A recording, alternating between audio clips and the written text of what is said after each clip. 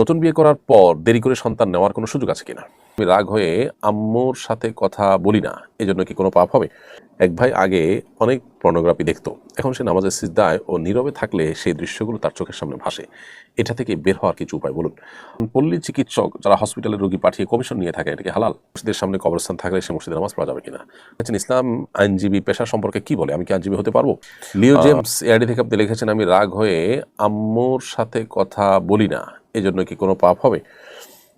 2 দিন বা 3 দিন পর্যন্ত রাগ করে থাকতে পারেন, অভিমান করে থাকতে পারেন, কিন্তু এর বেশি যদি হয় তাহলে সেক্ষেত্রে অবশ্যই গুনাহ হবে। আর বিষয়টি মায়ের সঙ্গে হওয়ার কারণে তা আরও বেশি জঘন্য হবে। অতএব নিজের ব্যক্তিগত ইগো বা জেদ এগুলোকে পদদলিত করে আল্লাহর নির্দেশকে আমাদের সামনে রেখে অগ্রসর হতে হবে। আল্লাহ আমাদের সেই তৌফিক দান করুন। এরপরের প্রশ্ন হলো, আমার পরিচিত একজন সমকামে আসক্ত, সে পুরুষ হওয়া সত্ত্বেও নিজেকে প্রকাশ্যে মহিলা বলে দাবি করে এবং এটাই সে বিশ্বাস করে। আল্লাহ সৃষ্টিকে অস্বীকার করার মাধ্যমে সে কি কাফের হয়ে গেছে? সন্দিগ্ধভাবে এটা গর্হিত বিষয়। ব্যক্তি বিশেষ কাফের হয়েছে কি হয় নাই, তার এক্সাক্ট অবস্থাটা কি, সেটা আসলে আরেকটু দেখে শুনে তার সম্পর্কে হয়তো মন্তব্য করতে হবে। তবে সন্দেহাতীতভাবে এটি হারাম এবং গর্হিত কথা, এবং তিনি ভয়াবহ গুনাহে লিপ্ত, এবং এটা আল্লাহর বিধান নিষিদ্ধ থাকার জানার পরও তিনি যদি মনে করেন যে এটা মানা দরকার না, তাহলে তো তার ঈমান থাকার কোনো প্রশ্ন ওঠে না। এরকম ব্যক্তিকে কাউন্সেলিং করানো দরকার এবং তার মানসিক চিকিৎসা প্রয়োজন। এ ধরনের মানুষকে কাউন্সেলিং করলে, মানসিক চিকিৎসা করলে এবং বিভিন্ন চিকিৎসা করলে তাদের সুস্থ হওয়া পথ সুগম হতে পারে। মিরাজ আহমেদ আপনি লিখেছেন, নতুন বিয়ে করার পর দেরি করে সন্তান নেওয়ার কোনো সুযোগ আছে কিনা? নতুন বিয়ে করার পর যদি যৌক্তিক কোনো কারণে সন্তান দেরি করে নেন, সাময়িক সময়ের জন্য জন্মবিরতি করেন, সেটা জায়েজ আছে, কিন্তু সন্তান কি খাওয়াবো, সন্তান কি খাবে, তাকে কি খাওয়াবো, এখন উপার্জন নাই, এ সমস্ত চিন্তা থেকে করলে সেটা অবশ্যই না জায়েজ কাজ। কাউসার আল জামি তাহসিন আপনি লিখেছেন, এক ভাই আগে অনেক পর্নোগ্রাফি দেখতো, এখন সে নামাজের সিজদায় ও নীরবে থাকলে সেই দৃশ্যগুলো তার চোখের সামনে ভাসে। এটা থেকে বের হওয়ার কিছু উপায় বলুন। আল্লাহ তাআলা মাফ করুন, এরকম ভয়াবহ অবস্থা অনেকেরই, যারা আসলে নিজেদেরকে গুনাহ থেকে বাঁচাতে পারছেন না কোনোভাবেই, তারা আল্লাহ তাআলার কাছে সাহায্য চাইবেন, চোখের পানি ফেলে আল্লাহ তাআলার আশ্রয় চাইবেন। আল্লাহ রাব্বুল আলামিন রহম করলে ইনশাআল্লাহ বিদিনা সকল গুনাহ থেকে বাঁচাতে বেঁচে থাকাটাই সম্ভব। আর যদি কোনো কারণে এটি কঠিন হয়ে যায়, তাহলে ইস্তেগফার করবে এবং ইবাদত অব্যাহত রাখবে। এটা নিয়েই পড়ে থাকবে না। অনেক সময় অতিরিক্ত পেরেশান করে শয়তান আমাদের মনোযোগকে নষ্ট করে ইবাদত থেকে সেটা যেন করতে না পারে। এস এম মাসুম বিল্লাহ লিখেছেন, পল্লী চিকিৎসক যারা হসপিটালে রোগী পাঠিয়ে কমিশন নিয়ে থাকে, এটা কি হালাল? এটা সম্পূর্ণ হারাম এবং নাজায়েজ কাজ। আপনি শুধুমাত্র কোথাও লোক পাঠালেন, কোথাও একটু বলে দিলেন, সুপারিশ করলেন, এটার বিনিময় গ্রহণ করলেন, এটা জায়েজ নয়।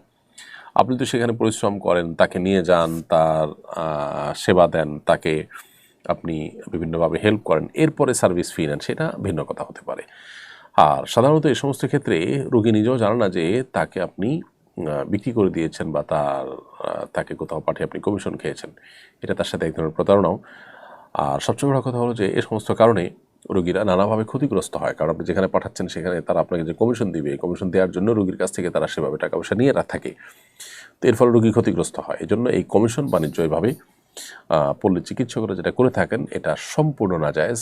বিভিন্ন এলাকাতে বেশ জোরে সোরে অনেকে এই কাজে অভ্যস্ত এবং এই কাজটি করে থাকেন, এটাকে হালাল মনে করেন অনেকে।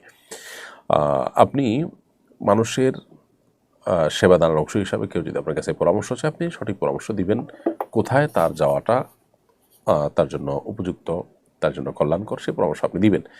জাস্ট এখানে আপনার সুবিধা অনুযায়ী যেখানে যার আপনার সাথে চুক্তি আছে কমিশনের, সেখানে আপনি পাঠালেন, তাহলে রোগীর জন্য আপনি শুভাকাঙ্ক্ষী হলেন না, বরং ও রোগীকে তার ক্ষতি করে হলেও আপনি উপার্জন করলেন। ব্যাপারটি সম্পূর্ণরূপে নাজায়েজ এবং গুনাহের কথা। এই টাকার লোভটা যদি আমরা সামলাতে না পারি, তাহলে সেক্ষেত্রে কোন মুখে আল্লাহর কাছে আমরা জান্নাত দাবি করব? আমাদের নৈতিকতার ভিত্তিটা কি থাকবে? নিজের কাছে নিজে তো অপরাধী হব যে একজন মানুষ অসুস্থ হয়েছে, সেখান থেকে আমি পয়সা কামায় ধান্দা করে তাকে একটা নির্দিষ্ট জায়গায় পাঠাচ্ছি এবং সেখান থেকে কমিশন নিচ্ছি, তাকে ক্ষতিগ্রস্ত করে। এমনকি ওখানে পাঠালে তার ক্ষতি হবে না, এটাও যদি হয় যে ঠিক আছে আমি তাকে যেখানে পাঠাচ্ছি এটাই প্রপার, তারপরও সেখান থেকে কমিশন নেওয়া জায়েজ নাই, কারণ আপনি কি করেছেন যার বিনিময়ে কমিশন নিচ্ছেন? জাস্ট আপনি তাকে বলেছেন অমুক জায়গায় যাও। এটা এমন বিষয় না যার জন্য আপনি পারিশ্রমিক গ্রহণ করতে পারেন। এমনি সাইদুল লিখেছেন, মসজিদের সামনে কবরস্থান থাকলে সে মসজিদে নামাজ পড়া যাবে কিনা? কবরস্থান থাকলে সেটার জন্য আলাদা ওয়াল থাকা দরকার, আলাদা পার্টিশন থাকা দরকার, বা অন্তত আলাদা মসজিদের ওয়ালের বাইরে সেটা হওয়া দরকার। মসজিদের ওয়ালের ভেতরে যদি হয় তাহলে সেটা নাজায়েজ হবে, কারণ যে মসজিদে কবর আছে সেখানে নামাজ পড়তে নবী সাল্লাল্লাহু আলাইহি ওয়াসাল্লাম নিষেধ করেছেন, এবং এটা ইয়াহুদিরা আহলে কিতাবরা করতো, এটা তাদের কালচার হিসেবে নবী সাল্লাল্লাহু আলাইহি ওয়াসাল্লাম উল্লেখ করেছেন। জাফরিন সুলতানা মুক্তা আপনি লিখেছেন, ইসলাম আইনজীবী পেশা সম্পর্কে কি বলে, আমি কি আইনজীবী হতে পারবো?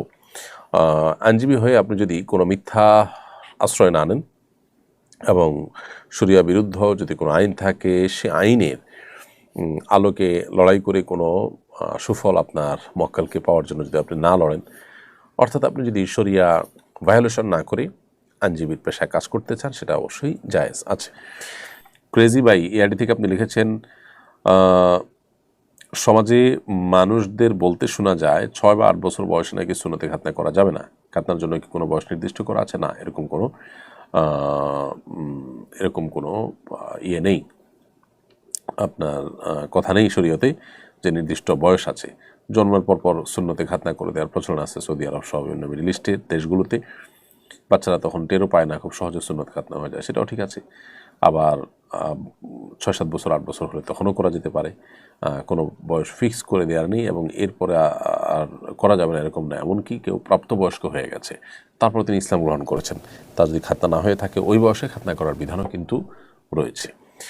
এমডি নাজমুল হোসেন আপনি লিখেছেন, আমাদের স্থানীয় ফুটবল ও ক্রিকেট খেলায় বাজি বা জুয়া হয়ে থাকে, যদি আমি সেই খেলায় বাজি বা জুয়া অংশ না নিয়ে শুধু খেলোয়াড় হিসেবে অংশগ্রহণ করি তাহলে কি আমার গুনাহ হবে? খেলোয়াড় হিসাবে যদি অংশগ্রহণ করেন এবং সেখানে যদি আপনি সতর মুক্ত করা থেকে নিয়ে যে হারাম কাজগুলো খেলোয়াড়রা করে থাকে সেগুলো কোনোটা না করেন, তাহলে সেক্ষেত্রে এটি জায়েজ আছে, যদি দুই পক্ষের মধ্যে কোনো লেনদেন না হয়ে তৃতীয় পক্ষ পুরস্কার বা উপহার ইত্যাদি দেয়, তাহলে এটি জায়েজ হতে পারে। নাসির আক্তার লিখেছেন, মেহেদি আর্টিস্ট পেশা কি হারাম?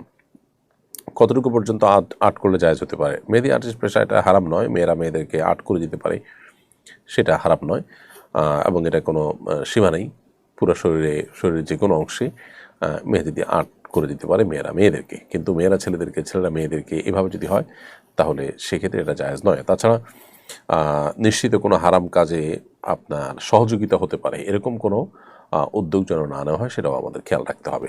শেখ আশিকুর রহমান লিখেছেন, মজলিসের নির্দিষ্ট কাউকে উল্লেখ করে সালাম দেওয়া যাবে কিনা? একজনকে সালাম দিলে বাকিরা কি উত্তর দিতে পারবে? নির্দিষ্ট কাউকে সালাম না দিয়ে সাধারণভাবে সালাম দিতে হবে যদি মজলিসে অনেক লোক থাকে, কারণ আপনি যখন সালাম দিবেন তো আসলে মজলিসে একজনের জন্য সময় দেওয়া সম্ভব নয়, সবাইকে দেওয়া সম্ভব নয়, এই জন্য জেনারেলি আপনি সালাম দেওয়ার চেষ্টা করবেন। কিন্তু যদি এই কাজটা, অর্থাৎ সবাইকে আলাদা আলাদা করে সালাম দেওয়া আপনার কষ্টকর, সেজন্য কোনো একজনকে নাম দিয়ে সালাম দেন, তাহলে নিশ্চয়ই বাকিদের ইগনোর করা হবে, তাদেরকে অপমান করা হতে পারে, সেই জায়গা থেকে এটা আমাদের অ্যাভয়েড করা উচিত। সজীব ইসলাম লিখেছেন, আমি পূর্বে কারো গীবত করেছি এমন শঙ্কা থেকে তাদের কাছে ক্ষমা চাচ্ছি, কিন্তু কেউ ক্ষমা করছে না, এবং আরও বাকিদের গীবত করেছি তা মনে, এখন আমি কী করতে পারি? গীবত করে কারোর কাছে ক্ষমা চাইতে গেলে যদি আরও অনভিপ্রেত পরিস্থিতির মুখোমুখি হওয়ার আশঙ্কা থাকে তাহলে এটার দরকার নেই, বরং আল্লাহর কাছে ক্ষমা চাইবেন এবং আল্লাহর কাছে দোয়া করবেন, আল্লাহ আমি যাদের গীবত করেছি তাদেরকে আপনি ক্ষমা করে দিন, বাস তাদের পক্ষ থেকে আল্লাহর কাছে ইস্তেগফার করবেন, ইনশাআল্লাহ বিদিনিল্লাহ এটা আপনার জন্য যথেষ্ট হবে। এমডি ফারহাদ আপনি লিখেছেন, আমি একজন ফ্রিল্যান্সার, বায়ারের ক্রেডিট কার্ড দিয়ে তার ফেসবুক গুগল অ্যাড রান করে দিলে কি আমার গুনাহ হবে? কারণ ক্রেডিট কার্ডকে তো অনেকে হারাম বলেন।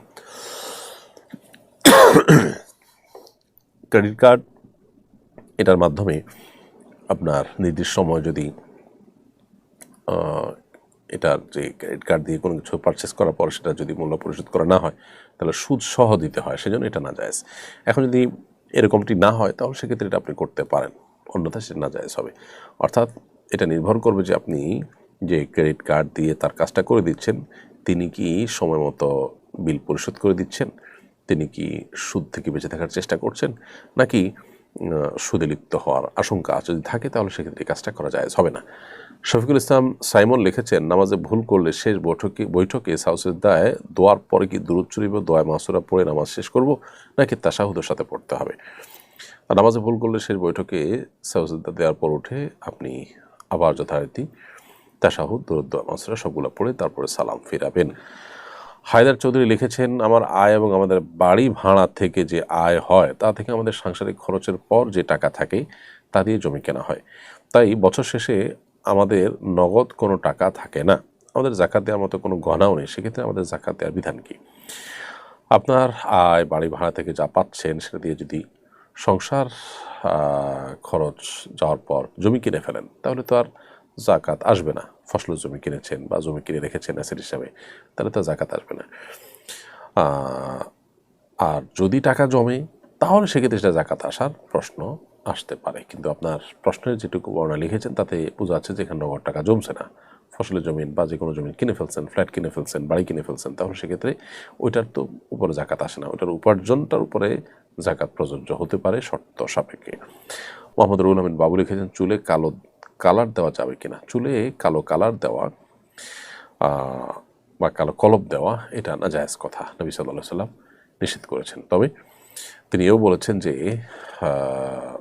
তোমাদের চুল যদি সাদা হয়ে যায় তাহলে গাইয়িরু হাদা শাইয়িব, তাহলে তোমাদের এই সাদা চুল বা সাদা কালার চুলের এটাকে পরিবর্তন করো, ওয়াজান্নাবুস সাওয়াদ, তবে কালো কালারকে পরিহার করবে। কারণ কালো কালার পরে মানুষ নিজের বয়স, কালো কালার ব্যবহার করে মানুষ নিজের বয়স লুকাবার চেষ্টা করে। তাছাড়া নানা কারণে এটি নবী সাল্লাল্লাহু আলাইহি ওয়াসাল্লাম নিষেধ করেছেন। যার কারণে কালো খেজাব দেওয়া বা কালো কালার দেওয়া চুলে এটা নিষিদ্ধ। তবে কালো ছাড়া অন্য কোনো কালার, মেহেদি কালার ইত্যাদি এটা ব্যবহার করতে পারবো আমরা ইনশাআল্লাহ তাআলা। প্রিয় দর্শক, এমনি ইমরান হোসেন আপনি লিখেছেন, কোরবানির ঈদের দিন কোরবানি না দিয়ে আকিকা দিলে আকিকা হবে কিনা? কোরবানির ঈদের দিন কোরবানি না দিয়ে আকিকা দেওয়া অবশ্যই নাজায়েজ এবং গর্হিত কাজ। কারণ কোরবানির দিন কোরবানি দেওয়াটাই হলো সবচেয়ে গুরুত্বপূর্ণ বিধান আল্লাহ তাআলার, এবং কোরবানির বিধানটাই হলো আবশ্যক। আকিকা তো সন্তান জন্মের ৭ম দিনে করবেন, তার ওই দিন না হলে আগে পরে করলে হয়ে যাবে, কিন্তু কোরবানি তার আগে পরে করলে হবে না। এই জন্য কোরবানিকেই অগ্রাধিকার দিতে হবে।